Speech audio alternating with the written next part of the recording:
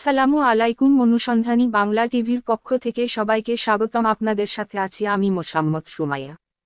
শিক্ষার্থীদের চাপের মুখে সেতাবগঞ্জ কামিল মাদ্রাসার সভাপতি শাহ নওয়াজের পদত্যাগ, অধ্যক্ষ অপসারণের দাবিতে আন্দোলন অব্যাহত।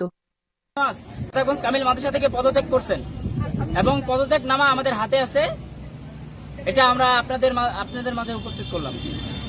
সম্মানিত ছাত্রছাত্রী ভাই বোনেরা, আমরা আমাদের এই ক্যাম্পাস থেকে যারা দুর্নীতি করছে আমরা আমাদের হাতে কিন্তু পেয়েছি তাদের পদত্যাগনামা। আমরা সকলেই মিলে গেছিলাম, সবাই গেছিলাম আমাদের সভাপতির কাছে, এবং তাকে যেভাবে হোক আমাদের কিন্তু অনেক কষ্ট হয়েছে, অনেক হয়রানি হয়েছে, আমাদেরকে ধাক্কাধাক্কি পর্যন্ত করাইছে তার দলের লোকেরা। এই জন্য আমরা সফল হয়ে এসেছি। শুধু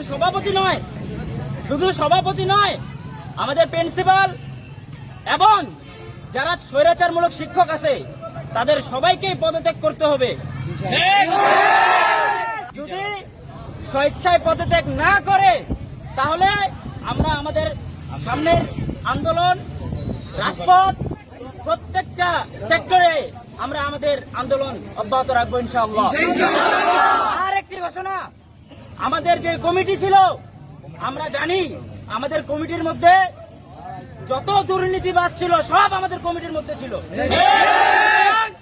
আমাদের এই কমিটিকে বিলুপ্ত করতে হবে, এই কমিটিকে ভেঙে দিয়ে আবার নতুন কমিটি গড়ে তুলতে হবে। আমরা চাই আমাদের এই ক্যাম্পাস একটা দুর্নীতিমুক্ত ক্যাম্পাস এবং শিক্ষার আলো, এবং আমাদের এই ক্যাম্পাসকে আমরা স্বৈরাচার মুক্ত ক্যাম্পাস গড়ে তুলতে চাই। এই জন্য আমাদের সকল ছাত্র ভাইদের আহ্বান করছি, আপনারা সকলেই আমাদের পাশে থাকবেন। আমাদের শিক্ষকদেরকেও আমরা আহ্বান করছি, আমাদের শিক্ষকরা যেন আমাদের সর্বদা আমরা তাদেরকে পাশে পাই। নারায়ে তাকবীর, আল্লাহু আকবার, দফা এক দাবিয়া, দফা এক দাবিয়া।